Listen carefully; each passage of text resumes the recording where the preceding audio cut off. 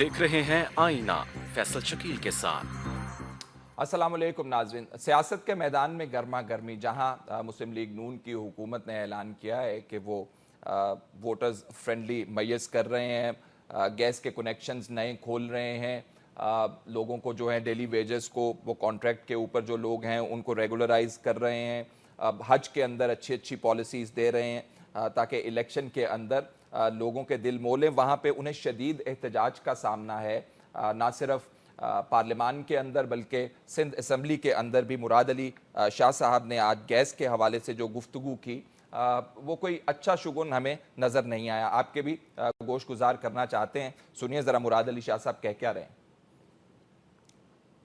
मैं उनको वार्न कर रहा हूँ, सुई सदन गैस कंपनी को, मैं फेडरल गवर्नमेंट को वार्न कर रहा हूँ, अगर उन्होंने ये इस वीकेंड के दौरान हमारी गैस सप्लाई एग्रीमेंट नहीं की तो हम गैस लाइंस बंद करेंगे, हम गैस लाइंस बंद करेंगे।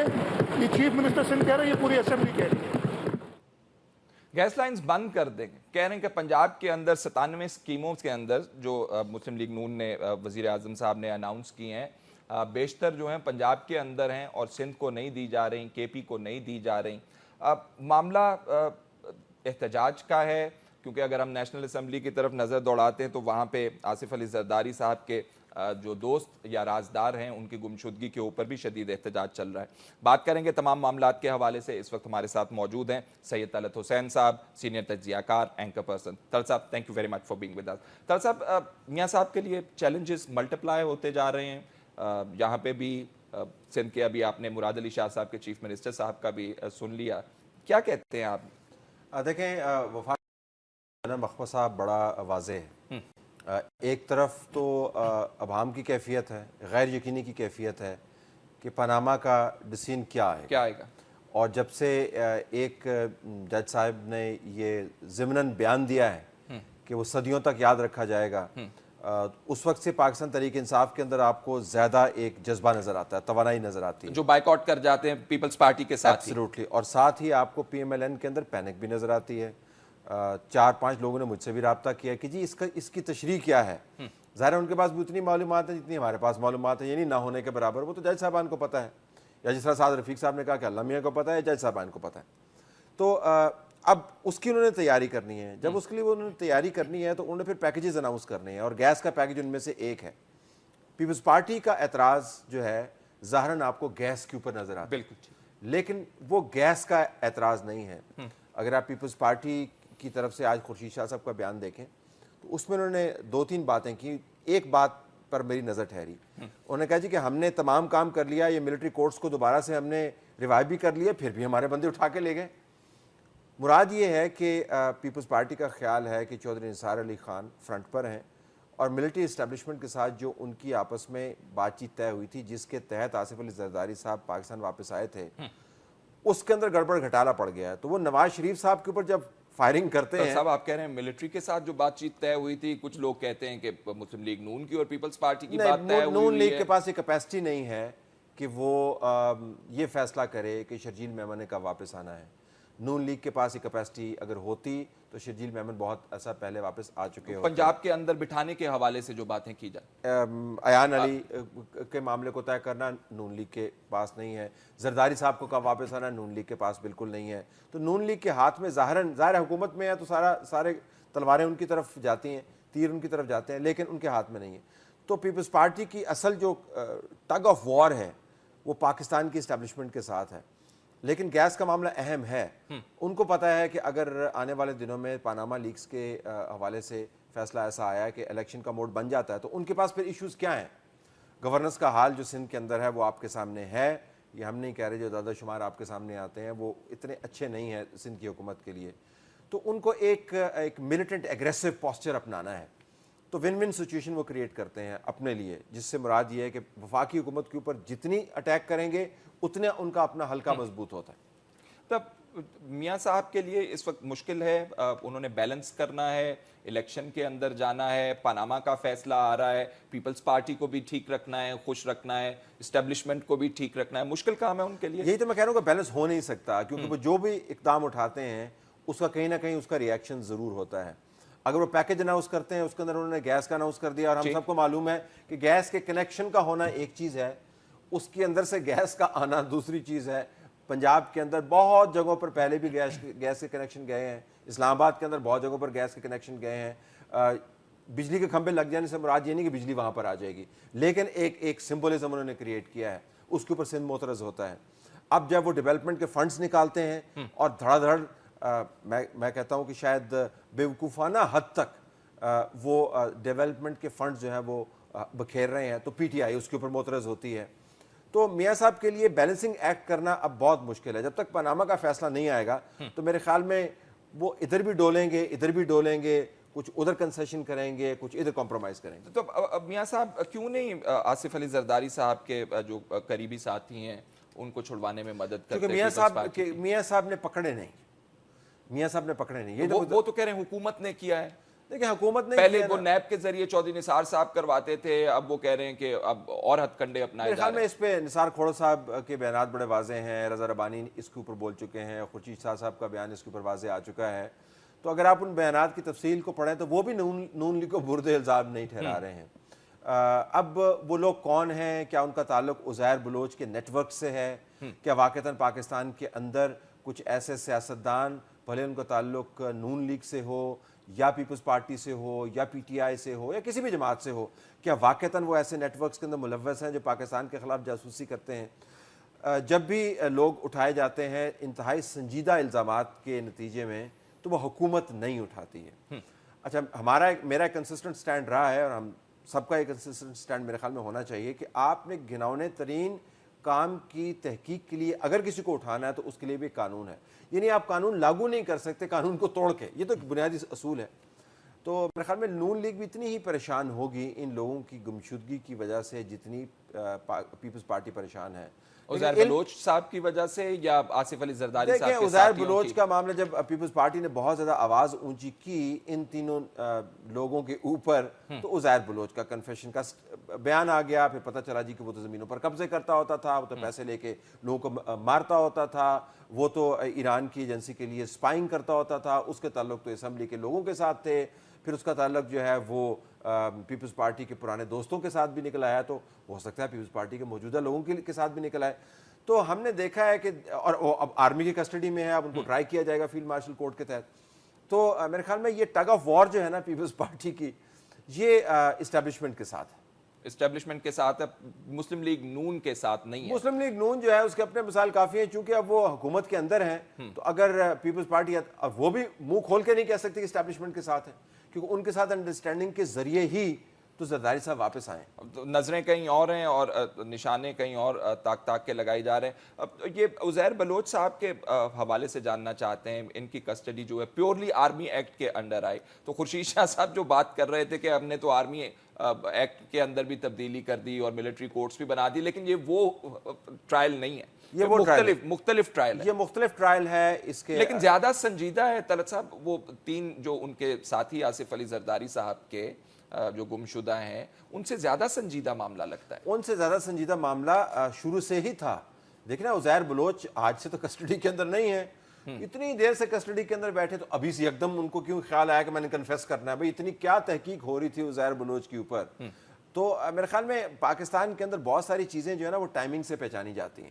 تو اگر عزیر بلوچ واقعتاً اس قسم کے کام میں ملوث تھا، ممکن ہے کہ ہو، مجھے نہیں پتا ہے یا نہیں ہے، لیکن کہتے ہیں تو ہوگا، تو پھر پہلے اس نے کنفیشن کیوں نہیں کیا؟ اب اس کا کنفیشن سامنے کیوں آیا جب پیپلز پارٹی جو ہے برنگیختہ آپ کو نظر آتی ہے، روزانہ منہ کھول کے احتجاج کر رہی ہوتی ہے؟ کبھی پیپلز پارٹی جو ہے وہ رضا ربانی صاحب جاننا چاہتے ہیں جی کہ جو میجر جنرل سے اوپر کے عہدے کے لوگ ہیں ان کے پینشنز کتنی ان کی جاتی ہیں، معلومات ہمیں لا کے دیں۔ یہ پارلیمنٹ جو ہے کوئی چیریٹیبل انسٹیٹیوشن نہیں ہے، ہمیں بتائیں زمینیں کس نے کتنی دی ہیں، تو ساتھ ہی عزیر بلوچ صاحب کا بیان بھی آ جاتا ہے سامنے۔ تو یہ میرے خیال میں اس ابہام کو دور کرنے کی ضرورت ہے۔ فیڈرل گورنمنٹ کو سٹینڈ لینا چاہیے، بتا دینا چاہیے ان کو کہ یہ ہم نے نہیں پکڑے ہیں بندے آپ کے۔ اگر ان کے پاس ذرا سی بھی سگیسٹی ہے تو وہ اگر اب اسٹیبلشمنٹ کے لوگوں کے پاس ہے تو ان سے بات کر کے ان سے پوچھ لیں گے جی کہ کیوں اٹھایا ہو، تاکہ ہم اس کو ڈیفینڈ کر پائیں نا، یا اس کو ایکسپلین کر پائیں۔ ورنہ میرے خیال میں ان کو وضاحت کرنی پڑے گی. یہ گو مگو کی جو کیفیت ہے یہ ڈیڈلی ہے, لیکن گو مگو اور میاں محمد نواز شریف ساتھ ساتھ چلتے ہیں, ہمیں علم ہے اس چیز. ارلی الیکشن کا آپ کو کوئی سچویشن بنتی ہوئی نظر آ رہی, کیونکہ آج اسحاق ڈار صاحب کہہ رہے ہیں کہ ارلی الیکشن کروانا یا الیکشن کال کرنا وہ وزیر اعظم صاحب کی ثوابدید ہے. جی بالکل ہے, یہ جتنا ڈیولپمنٹ کا فنڈ جو ہے جو آنکھیں بند کر کے پھینکا جا رہا ہے, آنکھیں بند کر کے پھینکا جا رہا آنکھیں بند کر کے پھینکا جا رہا ہے. Sustainability of projects are absolutely very vital. جیسے گیس کے اوپر ہو گیا, ہیلتھ کے پروجیکٹس اگر آپ دیکھ لیں, پرسوں ہی خبر لگی ہوئی تھی کہ جو آپ نے ہاسپٹلز بنائے ہیں ان کی فنڈنگ کہاں سے آنی ہے, جو آپ نے ڈیولپمنٹ کے لیے فنڈ رکھا اس کے اندر سے تو نہیں آنی ہے. بہت سارے ایسے پروجیکٹس ہیں, اب سکولز کے پروجیکٹس انہوں نے اسلام آباد کے اندر شروع کیے ہوئے ہیں, پیسے آپ پھینک رہے ہیں. الیکشن ایئر کے اندر جو آپ پیسہ پھینکتے ہیں, ہم نے اتنا کور کیا ہوا پاکستان کی پولیٹیکل سین کو, اس کی سسٹینیبلٹی جو ہے وہ 20% بھی نہیں ہوتی. جو الیکشن کے سال سے پہلے آپ نے پروجیکٹ شروع کیا وہ کبھی کمپلیٹ نہیں ہوتا, وہ صرف الیکٹریٹ کو خوش کرنے کے لیے ہوتا. پاناما آپ کے خیال میں کیٹلسٹ ثابت ہوگا الیکشن کب کروانے کب نہیں کروانے؟ ایبسلیوٹلی. میرے خیال میں دیکھیں, ہم تو انہی معروضات کے اوپر یا مفروضوں کے اوپر جا سکتے ہیں جو ہمارے سامنے آئے ہیں. جب جج صاحب جو اس بینچ کا حصہ تھے وہ یہ کہتے ہیں کہ صدیوں تک یاد رکھا جائے گا, تو پھر ہم تاریخ کے اوراق پھرولتے ہیں, جس کو کہتا ہے, ہم اس کو پڑھتے ہیں اور کریزی کرتے ہیں کہ کیا تاریخ ہمیں دو چیزیں بتاتی ہیں. وہ واقعات صدیوں تک یاد رکھے جاتے ہیں جنہوں نے نظام کی بنیاد تبدیل کر دی. جورسپروڈنس یا تو سپریم کورٹ نئی کریٹ کرے گی, یعنی ایسے لوگ جو ایگزیکٹو کے زمرے میں آتے ہیں سپریم کورٹ ان کی تعیناتی کرے گی, یعنی ایک ٹیکٹونک شفٹ ہوگی کہ ایگزیکٹو اور عدلیہ کے رولز ہیں وہ گڈبڈ ہو گئے. عدلیہ نے ایکوائر کر لیا کہ نیب کا چیف چینج کریں, ایف آئی اے کا چیف چینج کریں, نادرا کا چیف چینج کریں, آئی بی کا چیف چینج کریں. لیکن آپ پاسبلٹی, آپ یہ سیریس پاسبلٹی ہے, کیونکہ اسی کیس کے اندر سپریم کورٹ نے نیب کے چیف کو بلایا اور پوچھا ان سے کہ آپ نے تفتیش کیوں نہیں کی. انہوں نے کہا جی ہمارے پاس اختیار ہی نہیں ہے. تو انہوں نے کہا آپ کے پاس کیسے اختیار نہیں, یہ قانون ہے. تو اگر ریکمنڈیشن آ جائے کہ بھیجا جائے ان کا کیس جو ہے سپریم جوڈیشل کاؤنسل میں, تو میرا نہیں خیال کہ کوئی قانون کی تشریح کیا, کیونکہ آپ کورٹس خود کور کرتے ہیں, بہت بہتر طریقے سے جاتے ہیں. قانون کی تشریح کے اندر سپریم کورٹ کا یا کسی بھی کورٹ کا یہ طاقت اسیوم کر لینا کہ ہم نے آپ کو ڈائریکٹ کرنا ہے کہ اس جگہ پر یہ بندہ بیٹھنا چاہیے, is will be fairly large and tectonic shift ہوگی. دوسرا کیا کر سکتے ہیں, وہ دوسرا وہ نہیں کہہ سکتے کہ یہ بندہ یہاں پہ بیٹھے گا. سپریم کورٹ کا اختیار نہیں ہے. تو صدیوں تک کیا چیز یاد رکھی جائے گی کہ ٹیکس ایویڈ ہوا یا نہیں ہوا. صدیوں تک چیز جو یاد رکھی جائے گی وہ وہی یاد رکھی جائے گی جو غیر معمولی نوعیت کی ہوگی. دیکھیں آپ کے سامنے ریگنگ کا مقدمہ چلا, جی کمیشن آیا, بالکل آیا, رپورٹ آئی, بالکل آئی, جو پیرامیٹرز تھے, جو استدعات تھی, اس کے مطابق سپریم کورٹ نے فیصلہ کر دیا اپنا. کسی کو یاد ہے, کسی کو یاد نہیں. کیا 40 نکات تھے جس کو کسی کو یاد نہیں ہے. تو صدیوں تک کیا چیز یاد رکھی جائے گی فیصل شکیل صاحب, جو جورسپروڈنس وزیر اعظم صاحب کو گھر بھجوانا, وہ پہلے بھی جا چکے ہیں, وہ پہلی مرتبہ نہیں ہوگا. سپریم کورٹ نے پہلے بھی بھجوایا ہوا ہے کنٹیمپٹ کے اندر. ہاں یہ ضرور ہوگا. تو صدیوں تک کیا چیز, یہ ضرور ہو سکتا ہے کہ وزیر اعظم کی جو اولاد ہے اس کو وہ کہیں کہ جی انہوں نے یہ منی لانڈرنگ کے اندر ملوث ہیں, یہ بے شک برٹش نیشنل ان کو بلا لیں واپس, ان کو جیل میں ڈالیں, پروب کریں, ان کی ریڈ وارنٹ جاری کریں. مریم نواز صاحبہ آپ نے پروو نہیں کیا, میں ہائپوتھیٹیکل یہ چیزیں جو ہیں آپ وہ باتیں کر رہے ہیں جو صدیوں تک یاد رکھی جا سکتی ہیں. اور اس کے علاوہ کیا یاد رکھا جائے گا کہ ٹیکس ایویڈ کیا ہی نہیں کیا, منی لانڈرنگ کی یا نہیں کی, یہ چیزیں تو نہیں صدیوں تک یاد رکھی جائیں گی. طلعت صاحب ویسے بہت آپ جن شفٹس کی بات کر رہے ہیں, ہمیں تو عزیر بلوچ کا ٹرائل جو ہے آرمی ایکٹ کے اندر وہ بھی شفٹ نظر آتا ہے. ایک طرف مسلم لیگ نون کی طرف اگر ہم نظر دوڑائیں, پاناما اگر بہت بڑا فیصلہ آئے گا تو زرداری صاحب کے رازدار جو ہیں ان کی گمشدگی, عزیر بلوچ صاحب کی ایکویٹ کرنا ان کا کیس کلبھوشن یادو کے کیس کے ساتھ, اس کے ساتھ کھڑا کر دیا ہے لا کے اس مقدمے کے اندر. تو اب کافی شفٹس ہیں. دیکھیں یہ دفاع اور سیکیورٹی کی نوعیت کی شفٹس ہیں. پاکستان کی جو ریاست ہے اس کے اندر پہلی مرتبہ یہ نہیں ہوا ہوگا. بہت اہم ہے, میں ان کی اہمیت سے روگردانی نہیں کر رہا. اگر عزیر بلوچ کا نیٹ ورک کلبھوشن یادو کے نیٹ ورک کے ساتھ ملا ہوا ہے, اٹس اے ہیوج ایشو. میں ان پولیٹیکل ٹیکٹونک شفٹس کی بات کر رہا ہوں جس کی وجہ پاناما بن سکتا ہے.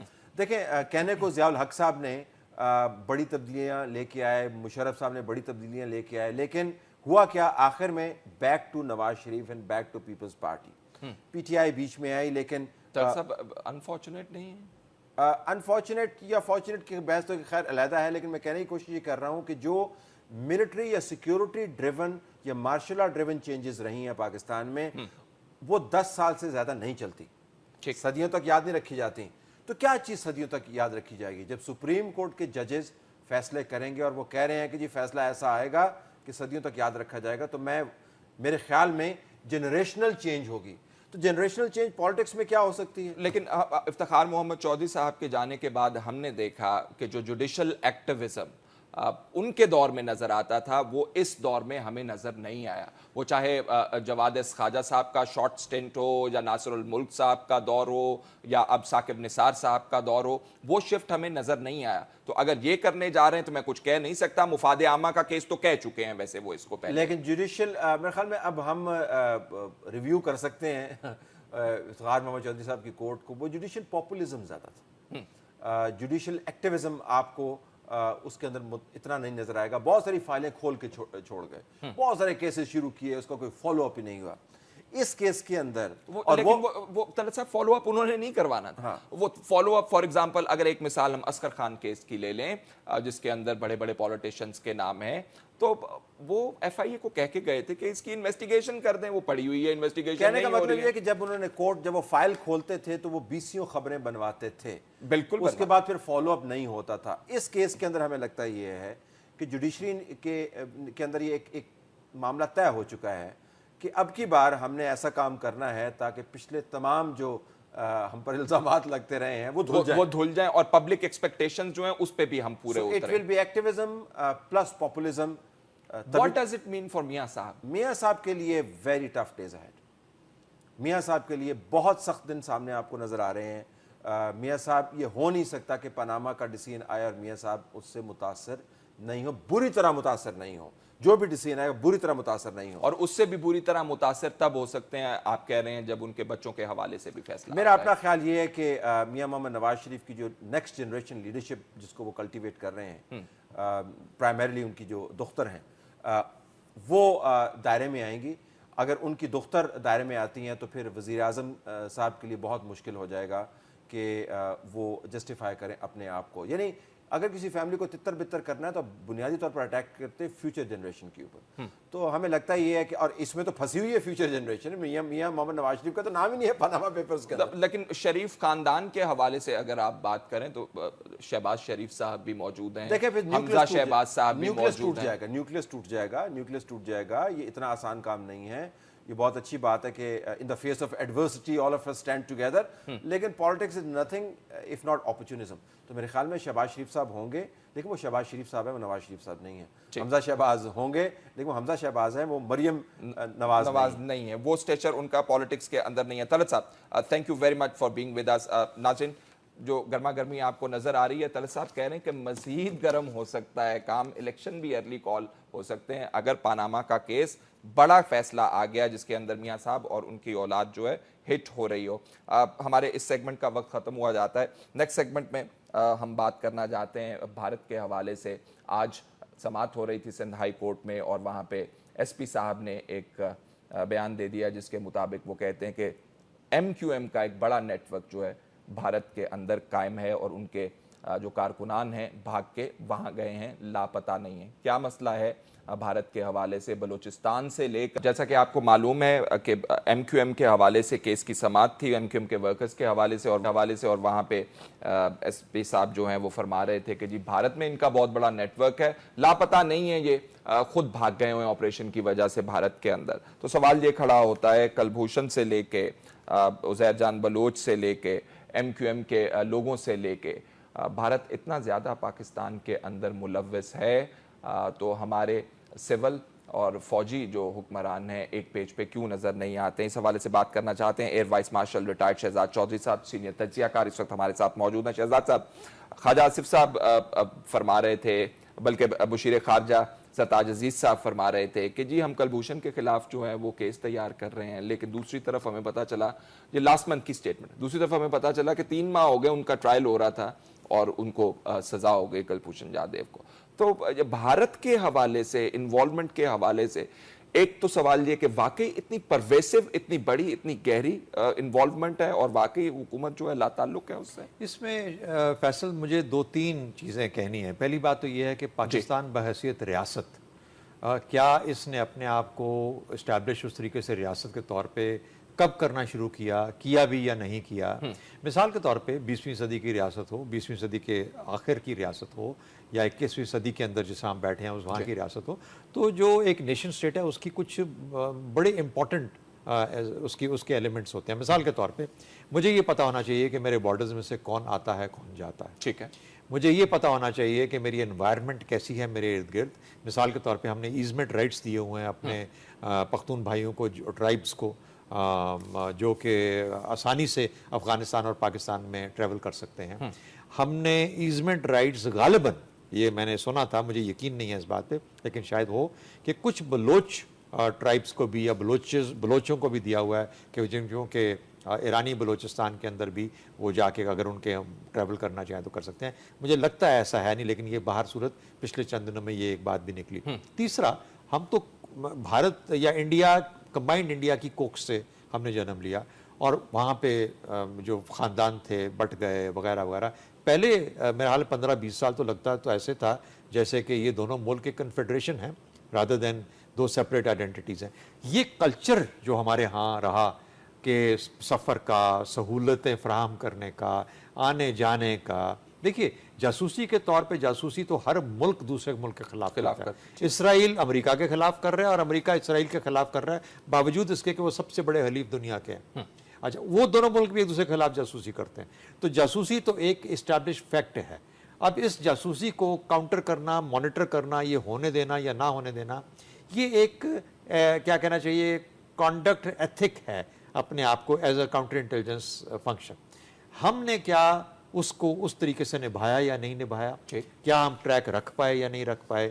کیا ہم نے لوگوں کے لیے، دیکھیے جب میرے ملک میں کوئی شخص گھسے تو اس کے گھسنے کے صرف چند ہی جگہیں ہونی چاہیے، چاہے وہ ایران سے آئے، چاہے افغانستان سے آئے، چاہے جہاں سے بھی آئے، کیونکہ اور اس کے اوپر مجھے پتہ ہونا چاہیے کہ یہ آدمی جب میرے ساتھ آ گیا تو پھر میں نے اس کو، یہ ابھی اس وقت کہاں پہ ہے. یعنی کوئی مانیٹرنگ سسٹم ہو، چاہے اگر آپ نے پرپیچول لمبے عرصے کے لیے لوگوں کو آسانیاں فراہم کی ہوئی ہیں، تو ایک چپ کارڈ کوئی ان کو پاس بنا کے دے دیں جس میں ایسا چپ ہو جو کہ کنٹینیوسلی ان کی پوزیشن کو آئیڈینٹیفائی کرے. دیکھیے میرا خیال ہے ایز اے ریاست، ایز اے نظام، ہم ٹیکنالوجی کو استعمال کرتے ہوئے اس طریقے سے گرو ہی نہیں کیے جہاں پر کہ ہم نے اس کو اتنا بڑا خطرہ سمجھا ہو. حالانکہ یہ سب سے بڑا خطرہ ہوتا ہے کہ آپ کے خلاف جاسوس کا عمل پیرا ہو. تو میرا خیال ہے اس میں بہت زیادہ ہماری تاریخ کا عمل دخل ہے. اس سے زیادہ تعلق یہ ہے کہ ہمارے ادارے بھی جو ہیں، جو کمپلیٹ پورا ہمارا قومی نظام مستقبل میں نہیں دیکھ پاتا یا دیکھنا چاہیے نہیں دیکھ سکتا، اور اس وجہ سے ہم وقت سے ہمیشہ پیچھے رہتے ہیں. قومی نظام کی جب آپ بات کرتے ہیں تو آپ اپنی ڈیفنس اور سویلین گورنمنٹ کی بات کر رہے ہیں. Ministry for Interior government, prime minister, so many prime ministers who been through, اتنی منسٹریاں جو رہ گئیں، انٹیلیجنس کے ادارے ہمارے ہاں، سب کا ایک ذمہ داری بنتی ہے ان چیزوں کو دیکھنے کی. بہت سارے لوگوں کا خیال ہے کہ ہماری حکومت جو ہے وہ چاہتی نہیں ہے کہ انڈیا سے یہ معاملات ٹیک اپ کریں. نہیں، میں یہ نہیں سمجھوں گا، لیکن دیکھیے اگر 21ویں صدی کی جو ریاست ہے اس کے کچھ بنیادی خد و خال ہوتے ہیں، اور وہ خد و خال بڑے کلیئرلی آئیڈینٹیفائڈ ہیں، اور اس کو ہمیں ان کو رسپیکٹ کرنا ہے. نہیں کریں گے تو جو افغانستان سے آپ کہتے ہیں 118 یا 218 رستے ہیں جہاں سے لوگ آتے جاتے ہیں، اور کسی کو 50,000 لوگ بغیر کاغذات کے یا بہت کم کاغذات کے ساتھ اور بغیر کاغذات کے بے شمار لوگ آتے جاتے ہیں دونوں اطراف میں، تو پھر ہم حیران کیوں ہوتے ہیں کہ ہمارے ہاں دہشت گردی ہو رہی ہے؟ ہم کیوں حیران ہوتے ہیں کہ ہمارے یہاں سے لوگ ایران جاتے ہیں اور ایران سے یہاں سے آتے ہیں؟ کیا وجہ ہے کہ چمن اور یہ جو ہمارا لنڈی کوتل ہے، یہ گڑھ ہیں اسمگلنگ کے؟ یعنی سمجھنے کی باتیں ہیں کہ what sort of a state are we, کہ ہم یہ سب کچھ ہونے، اور ہم سب اس کے فائدہ لیتے ہیں. تیل ایران سے آتا تھا، اسمگل ہو کے آتا تھا، کراچی میں بکتا تھا. بالکل. بلکہ کہتے ہیں کہ عزیر بلوچ جو تھا یہ خود ڈائریکٹلی اس چیز میں انوالو تھا، اس دھندے کے اندر. تو کہنے کا مطلب یہ ہوا کہ اگر ہم یہ سب کچھ جانتے ہیں اور تیل بھی سستا ہم خریدتے ہیں، ہم خریدنے والے ہیں اور لیتے بھی ہیں اور کرنے دیتے ہیں، تو اس کا مطلب ہے کہ پھر پوری ریاست اور پورا معاشرے، عوام بیچاروں کو تو نہیں پتا کیا اس کی کیا ذمہ داریاں ہونی چاہیے اور اس کے نتیجہ یہ ہے کہ کبھی کلبھوشن بیٹھ جاتا ہے, کبھی فضل اللہ اٹیک کرتا ہے, کبھی کوئی اور آ جاتا ہے, اس لیے مجھے تو اس میں کوئی حیرانگی نہیں ہے. اس کلبھوشن کے معاملے کے اوپر آج کور کمانڈرز کانفرنس کے اندر انہوں نے کہا جی کسی قسم کا دباؤ جو ہے وہ قبول نہیں کیا جائے. کون دباؤ ڈال رہا ہے شہزاد صاحب؟ نہیں, میرا اپنا خیال یہ ہے کہ لوگوں میں بات چیت سٹارٹ ہو گئی تھی جی, کہ مثال کے طور پہ ایک وزیر ہیں, انہوں نے پارلیمنٹ میں کہہ دیا یا ویسے اسٹیٹمنٹ دے دی کہ ابھی تو 60 دن کے اپیل کا عرصہ اویلیبل ہے اس آدمی کو. دوسرا ہم نے یہ کہا, اور یہ وہ غلط تھا اسٹیٹمنٹ, 60 دن کا عرصہ تو نہیں ہے, میرا خیال ہے اس ایکٹ کے تحت 40 دن. جی, اور انہوں نے کہا کہ اپیل پروسیس ہے وغیرہ وغیرہ. ادھر سے بھارت کی طرف سے ہمارے 4 وکلاء کا نام آ گیا کہ ہم ان میں سے کسی کو بھی ہائر کریں گے اس کا کیس لڑنے کے لیے. کہاں پہ؟ FGCM میں, یعنی جہاں کرنا چاہیے تھا وہاں تو میرے حال میں اس وقت نہیں پہنچے یہ لوگ, بلکہ اس کوشش میں تھے کہ کرنل حبیب جو ہیں ان کو کس طریقے سے یہاں سے منگوا کے اس کو پکڑا جائے اور اغوا کیا جائے. تو وقت کامیاب ہو گئے, انہوں نے اس پہ ضائع کیا. دیکھیے وہ تو اب جب آپ اس کو فیکٹس کو دیکھتے ہیں, کامیاب تو ہو گئے, لیکن جب اس کو فیکٹس کو دیکھتے ہیں تو کوئی آدمی جب آپ نیپال سے اٹھاتے ہیں اور 4 دن پہلے یا ہفتہ پہلے اٹھاتے ہیں تو ہفتے میں تو کیا فعال ہوگا کہ اپنا, اگر وہ گیا بھی تھا اس مقصد کے لیے تو کیا وہ کام کر پائے گا ہفتے کے اندر؟ یہ اس کو تو سالوں لوگ تھے چاہ بہار کے اندر رہتے ہوئے, اور وہاں سے پھر اس نے اپنے آپ کو اسٹیبلش کیا. تو میرا حال ہے فیکٹس ڈونٹ میچ اپ, جیسا کہ ملتے نہیں ہیں. یہ اس کو آپ جاسوس ثابت نہیں کر سکتے. اس نے تو جاسوسی اپنی ثابت مان لی اور اس نے جو کچھ کیا وہ سب کے سامنے بھی آ گیا, بلکہ ہم نے اس سے بڑے ان کے گروپس بھی پکڑ لیے, گینگز جو تھے مکمل. تو میرا خیال ہے کہ یہ تو کیوں ریاست نہیں کرتی؟ ریاست ظاہر ہے کہ آہستہ آہستہ سلو ہوتی ہے ہمیشہ, ایک دم سے ریاکشن نہیں. شہزاد صاحب آپ مارجن نہیں دے رہے ہیں حکومت کو جب آپ کہتے ہیں کہ ریاست نہیں کرتی, کیونکہ بہت سارے لوگوں کا خیال ہے کہ انٹرنیشنلی جس طرح کلبھوشن کا معاملہ ہے نہیں اٹھایا. اعتزاز احسن صاحب آن ریکارڈ ہیں وزیر اعظم صاحب کو پیسے دینے میں, وہ کہہ رہے تھے کہ میں پیسے دوں گا اگر آپ ایک دفعہ کلبھوشن یادو کا نام لے لیں. لیکن اور خود ہی اب وہ اس کو اسکیپ کے قوانین بھی بتاتے ہیں اعتزاز احسن صاحب کہ کس طریقے سے غلط ہوا یا صحیح ہوا. دیکھیے خواجہ آصف صاحب نے ایک بات تو محل میں پارلیمنٹ میں ضرور کی تھی کہ ہم اس پہ کسی قسم کا کوئی معاہدہ نہیں کریں گے. وزیر اعظم صاحب نے بھی کہہ دیا پاکستان کی سالمیت بہت عزیز ہے اور سب سے بڑی امپورٹنٹ چیز ہے وغیرہ وغیرہ, لیکن سادی رستے بھی نکل آئے. دیکھیے اور پھر ایک امریکی وفد بھی سنا ہے کہ شنید ہے کہ وہ بھی شاید آئے گا, اور ان کے نیشنل سیکورٹی ایڈوائزر آ رہے ہیں, وہ ہمارے پاس بھی آئیں گے, وہ بھارت بھی جائیں گے, اور اب وہ اس کے اندر یہ چیزیں آتی ہیں, شامل ہوتی ہیں یا نہیں ہوتی, یہ دیکھنے کی بات ہے. بہرحال دیکھیے جو دہشت گردی کا قانون ہے وہ پاکستان میں سب کے لیے ہونا چاہیے, کلبھوشن کے لیے بھی, فضل اللہ کے لیے بھی, اور عزیر بلوچ کے لیے بھی. Who should put up the effort? Effort کس کی ہونی چاہیے جب دہشت گردی کے معاملات آتے ہیں, جب بھارت کا نام آتا ہے, جب کہا جاتا ہے MQM کے لوگ جو ہیں را سے فنڈنگ لیتے ہیں, وہاں پہ جا کے ٹریننگ کرتے ہیں, کس کو لیڈ لینی ہے اس میں؟ نہیں, ظاہر ہے کہ سب سے پہلے تو دیکھیے ہر چیز کی ذمہ داری تو گورنمنٹ پہ ہوتی ہے. منسٹریز بنی ہیں اس کام کے لیے, minister for defence, minister for interior, minister for foreign affairs. یہ بڑی وہ 3 وزارتیں ہیں جن کے وزراء کو بیٹھ کے معاملات, اور اگر ان کو سپورٹ چاہیے تو ان کے پاس ایجنسیز ہیں, ان کے پاس فوج کا ادارہ ہے, ان کے پاس اپنی بیوروکریسی ہے, ان کو استعمال, یہی طریقہ دنیا میں رائج ہے کام کرنے کا. لیکن چونکہ ہم نے کام کبھی نہ سوچا نہ کیا, اس لیے ہم گمے ہوئے ہیں کہ ہمیں اصل میں کس طریقے سے ہم آگے سے موو کریں. میرا خیال ہے ان جگہوں پہ کام نہیں ہوا, اور یا انہوں نے آؤٹ سورس کیا ہوا تھا فوج کو کہ فوجی لک آفٹر کر لیں گے, وہ کرتے رہے, وہ کر رہے ہیں, کرتے رہیں گے. دیکھیں نا, یہ کلبھوشن کو جب ہم نے پھانسی کی سزا دی فوج کے کورٹ نے, تو اس میں صرف اور صرف ISPR کی ٹویٹ نہیں ہونی چاہیے تھی, ساتھ منسٹر فار انفارمیشن جو ہے ہماری بہت قابل مریم اورنگزیب صاحبہ, ان کو ساتھ بیٹھ کے اناؤنسمنٹ کرنی چاہیے تھی. منسٹر فار فارن افیئرز کو یا اسپوکس پرسن جو ہے, نہیں وجہ یہ ہے کہ اٹس اے نیشنل, کوئی نا ریاستی فیصلہ ہے. ریاستی فیصلہ مطلب یہ ہوتا ہے کہ آپ دونوں, ہر قسم کا فریق بیٹھ کے وہاں پہ اکٹھا اس کو سپورٹ کرے گا. یہ ایگزیجریٹڈ بھی ہوتا ہے بعض دفعہ جب ہم انڈیا کے رول کی بات کر رہے ہوتے ہیں. فار ایگزامپل ہم بہت سارے لوگوں سے کہتے ہیں کہ جی یہ بھی انڈیا بھاگ گئے, یہ بھی انڈیا کے لیے کام کر رہے تھے, بلوچستان کے اندر بھی ہے. ایگزیجریٹڈ بھی ہوتا ہے بعض دفعہ شہزاد صاحب. نہیں, ایگزیجریٹ تو کبھی بھی نہیں ہوتا میرے خیال میں. یہ تو اگر اس قسم کے شواہد ہیں اور خبریں ہیں, اور آپ لوگوں سے زیادہ ان چیزوں کے بارے میں کون اس کی تہ میں جاتا ہے اور اس کے کھوجتے رہتے ہیں ہم, لیکن کھوج نکال کے لے کے آتے ہیں. لیکن یہ ظاہر ہے اگر یہ چیزیں ہیں, ہمیں یہ یقین ماننے کی بات ہے کہ اگر آپ کو پتہ ہے تو پھر एजेंसीज़ को, इंटेलिजेंस के इदारों को, जो सिर्फ ISI और MI नहीं है, IB का भी उतना ही रोल है इस सारे काम में, बल्कि वो है ही काउंटर इंटेलिजेंस का काम उसका, तो उसको ये काम करना चाहिए। और क्यों नहीं कर पाते? मेरा ख्याल है कि ये देखिए ultimately we are coming to the point जहाँ पर एक national coordination of intelligence, national coordination for intelligence, वो तो नेक्टा में हम करना चाहते थे। नेक्टा बहुत सारी चीजों में फंस गया है। NACTA is now in my judgement you can call it something else, कुछ और नाम दे दें, लेकिन कोई ना कोई एक सेंट्रल जगह जहां पर के उसको इवेल्युएट किया जाए, इंटेलिजेंस को, उसको पॉलिसी में कन्वर्ट होने के ऑप्शंस दिए जाएं और ये बताया जाए कि पाकिस्तान को 5 साल बाद, 15 साल बाद, 10 साल बाद या कल इसके क्या असरात होने वाले हैं, ताकि बाकी वजारतें उसके हिसाब से अपनी तैयारी करें। ये हमारे यहाँ सबसे बड़ी कमजोरी है। फोरसाइट और पहले मनसूबा बंदी करनी है, उसके हवाले से शहजाद चौधरी साहब, air vice marshal retired senior तज्जियाकार, हमारे साथ बात कर रहे थे इस हवाले से। नाज़रीन, अगले सेगमेंट में आप जान पाएंगे कि इमरान खान साहब, नया बनाइए, तस्वीर आपको पसंद ना आए तो उसको नए रुख दे दीजिए, नए रंग भर दीजिए, अपनी मर्जी के रंग भर दीजिए। इमरान खान साहब एक दफ़ा फिर एहतसाब का अज़म लिए, खैबर पख्तूनख्वा कमीशन को पेशावर हाई कोर्ट के मातहत, एहतसाब कमीशन को पेशावर हाई कोर्ट के मातहत करने जा रहे हैं। बिल के हवाले से उनका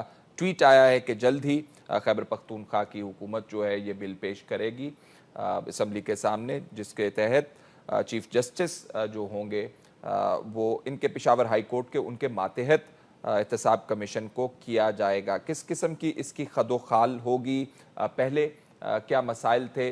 जब lieutenant general retired Mohammad Hamid Khan साहब ने रेजिग्नेशन दिया तो उन्होंने कहा कि हम इंक्वायरीज़ भी इनिशिएट किए हुए थे, हमने रेफरेंस भी दायर किए, 93 के करीब इंक्वायरीज़ की, कोई दर्जन से ज़्यादा जो हैं रेफरेंसेस दाखिल किए अदालत के अंदर, लेकिन अमेंडमेंट करके हमारे काम से रोका गया। हमारे इख्तियारात को, यानी कि डायरेक्टर जनरल साहब कह रहे थे कि मेरे इख्तियारात को कम करने की कोशिश की गई। इस दफ़ा की काविश जो है कितनी मुअस्सर रहेगी, फिर क्या कोई मसलहत तो नहीं आड़े आएगी, इस हवाले से हम बात करना चाहते हैं। कामरान मुर्तज़ा साहब, साबिक सदर सुप्रीम कोर्ट बार एसोसिएशन, हमारे साथ इस वक्त मौजूद हैं। कामरान साहब, बहुत शुक्रिया तशरीफ़ लाने का। ये जो फैसला किया जा रहा है, आप इसको कैसे देखते हैं? अदलिया जो कि अमूमी तौर पर एहतसाब के मामलात को अपील के अंदर भी देखती है, आपके ख्याल में वो ओवरसी भी कर रही होगी एहतसाब का प्रोसेस और फिर वो अपील्स भी सुनेगी एहतसाब के? ये कॉन्ट्रडिक्टरी आपको नहीं लगता है, या इसके अंदर कोई मैकेनिज्म रखा जाएगा बेहतरी का? कामरान साहब, देखिए, अभी तक तो सिर्फ मीडिया टॉक है, इमरान खान साहब की अभी तक बिल ले नहीं किया, मगर जो मीडिया टॉक से एक चीज़ बड़ी जो शॉकिंग है, आज जी हाँ ट्वीट भी किया उन्होंने और मीडिया टॉक भी शायद है कोई, तो अपना जो चीज़ बड़ी शॉकिंग है वो ये है कि अपना 3 पिलर्स हैं स्टेट के, एग्जेक्टिव है, जुडिशरी है, ये उन्होंने एग्जेक्टिव के इख्तियार जो है वो जुडिशरी को देने के लिए जो है ना, वो मुझे नहीं समझ आया कि वो किस तरह से देंगे। अब नैब के केसेस देख लीजिए या बाकी जितने भी केसेस हैं, उसको जुडिशल साइड पे हमारी जुडिशरी देखती है, पहले लोअर जुडिशरी देखती है, देन जो है ना हाई कोर्ट देखती है और अल्टीमेटली सुप्रीम कोर्ट देखती है इन मामलात को। मगर अगर अपॉइंटमेंट्स और इन्वेस्टिगेशन या इंक्वायरी के मामलात को अगर जुडिशरी ने देखना है तो फिर ये तो एग्जेक्टिव पावर जो है ना आप जो है ना जुडिशरी को दे रहे हैं। तो मेरा ख्याल है कि खान साहब यहाँ पे कहीं पे कंफ्यूज हैं। अब वो ये नहीं समझ पा रहे हैं कि ये अब जो पहला फेज है जो इंक्वायरी का या उसके बाद जो कन्वर्ट होती है इंक्वायरी जो जिस तरह से इस वक्त मौजूद है सिस्टम इन्वेस्टिगेशन में, तो ये इसका जो है जुडिशरी के साथ कोई ताल्लुक नहीं होता। ये बात कहने को तो बड़ी इसमें रोमांस नजर आता है कि जी chief justice Peshawar high court देखेंगे। भाई chief justice Peshawar high court देखेंगे किस कैपेसिटी में देखेंगे? आया उनके पास कोई एग्जेक्टिव पावर्स हैं? उनके पास जुडिशल पावर है। जब कोई जो भी वो फोरम बनेगा, जो कोर्ट बनेगी ट्रायल की, जब उनके पास जब वो ट्रायल होने के बाद मामला आएगा तो उनका देखना हक बनता है, ना कि वो इस स्टेज पे देखना उनका हक बनता है। तो कन्फ्यूजन है उनको अभी तक بل شاید بنا بھی نہیں ہے اور وہ ایسے ہی انہوں نے ایک پولیٹیکل بیان داغ دیا.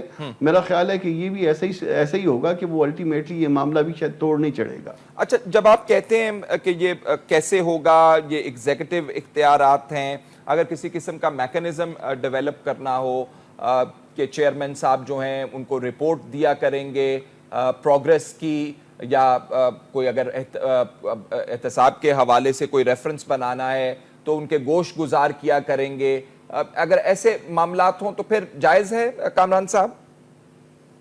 دیکھیے نا، انہوں نے اگر تو یہ سارا کچھ ان کے گوش گزار کیا کریں گے، ان کو رپورٹ دیا کریں گے تو تابع کرنے سے تو ہمیں یہی نظر آتا ہے کہ احتساب کمیشن کو تابع ان کی ہوگا، یعنی وہ اس کو جو ہے نا وہ اس کی انویسٹیگیشن کو یا انکوائری کو جو ہے نا وہ اوورسی کریں گے. تو یہ تو کام نہیں ہے جوڈیشری کا. جوڈیشری تو جو ان کا کام ہے ان کو وہی کرنا چاہیے اور وہی دستور ان کو وہی اجازت دیتا ہے. وہ چیزیں جو وائلیٹو ہوں گی کانسٹیٹیوشن کے ساتھ وہ کس طرح سے سسٹین کریں گی. یہ بات چیلنج ہو جائے گی اور اس کے بعد چیلنج ہونے کے بعد جب سیٹ اسائیڈ ہو جائے گی پھر کہیں گے کہ جوڈیشری نے سیٹ اسائیڈ کر دیا، جوڈیشری نے ہمارے کام میں مداخلت کیا. ہر پلر کا اپنا اپنا کام ہے. 3 جو پلر ہیں مین سٹیٹ کے، ان کے اپنے اپنے کام ہیں اور ان کو اپنا اپنا کام کرنا ہے اور ایک کو دوسرے کے کام میں مداخلت نہیں کرنی. یہاں پہ جو ہے نا یہ ایگزیکٹو کا اختیار ہے اور ایگزیکٹو کا اختیار جو ہے ایگزیکٹو کو ہی استعمال کرنا ہے. ٹھیک ہے، آپ کہہ رہے ہیں کہ یہی وہ عدلیہ ہے، یہی وہ فورم ہے جس کے وہ تابع کرنا چاہ رہے ہیں، جس نے احتساب کے فیصلوں کے خلاف اپیل بھی سننی ہے. اور اگر ایک طرف سے وہ سپروائز کر رہے ہوں گے یا کسی قسم کی ان کے پاس احتساب کے اختیارات ہوں گے اوورسی کرنے کے، تو پھر کانفلکٹ آئے گا، یہ کہہ رہے ہیں کامران مرتضیٰ صاحب. کامران صاحب بالکل یہی کہہ رہا ہوں، کنفلکٹ آئے گا. اور پھر اس کے بعد آپ فرض کر لیجئے کہ کوئی معاملہ چیف جسٹس کے انڈر جو ہے نا وہ اس میں ڈیسائیڈ ہوئے یا انہوں نے کہا کہ جی اس طرح سے کر لو، ایک فرض کر لیتے ہیں بات کو. اور اس کے بعد جب کوئی کہیں پہ کنوکشن ہو جاتی ہے یا اپیلیں آتی ہیں اسی ہائی کورٹ میں، تو کیا وہ اپنے چیف جسٹس کو جس میں انہوں نے اس کو کہا ہوگا کہ آپ اس طرح سے کر لیں، تو پھر وہ اس کے جو بردر ججز ہیں وہ اس کو دیکھ سکیں گے، انٹرٹین کر سکیں گے، یا وہ چیف جسٹس کو آپ جو ہے نا ان کی جورسڈکشن سے معاملات نکال نہیں دیں گے اس طرح سے. ٹھیک ہے. اچھا، دوسرا معاملہ پہلے احتساب بل کا ہے.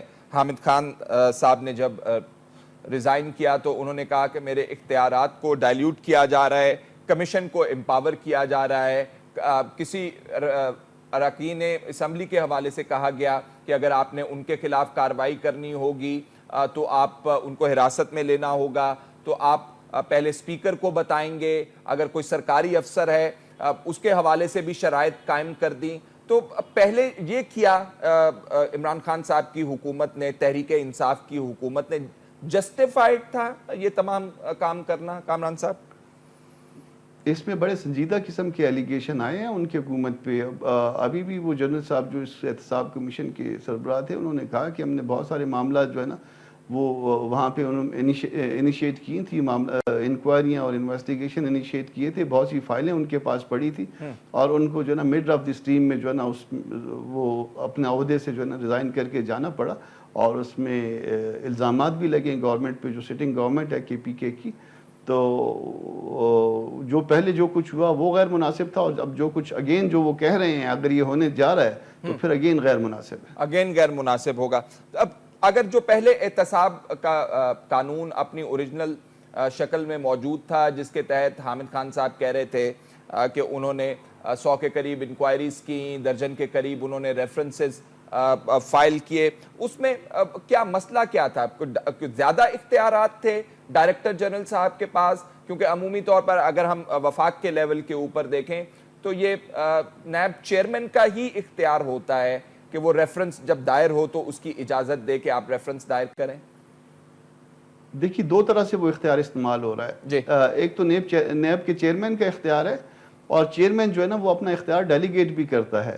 یہاں نیب کے قانون میں بھی وہ ڈیلیگیشن ہے، اور وہ ڈیلیگیشن کر کے وہ جو ڈی جیز ہیں، جو ریسپیکٹیو پروونسز کے ڈی جیز ہیں، وہ بھی سائن کر کے وہ بھجوا رہے ہیں. وہ ڈیلیگیٹ کرتے ہیں جو پارس چیئرمین صاحب، وہ اس کے بعد وہ کرتے ہیں. یہاں پہ ان کا ایک ایگزیکٹو بورڈ ہے، وہ الٹیمیٹ اپروول جو ہے نا وہ کیسز کی وہ دیتا ہے. اور پھر دین جو ہے نا وہ چیئرمین صاحب اس کو سائن کرتے ہیں. اور کبھی ایسا بھی ہوتا ہے کہ چیئرمین صاحب نے اپنے پاورز کو ڈیلیگیٹ کیا ہوتا ہے. تو جب انہوں نے پروونشل سبجیکٹ بنا دیا, تو جب پروونشل سبجیکٹ بن گیا تو پھر اس میں کوئی حرج نہیں تھا کہ وہ جو بھی اس میں حامد خان صاحب تھے وہ اپنے اختیار استعمال کرتے, معاملہ کورٹ میں جاتا. الٹیمیٹلی تو جو کچھ ہونا تھا وہ کورٹ نے کرنا تھا, اور اس کو اس کے بعد ہائی کورٹ نے دیکھنا تھا.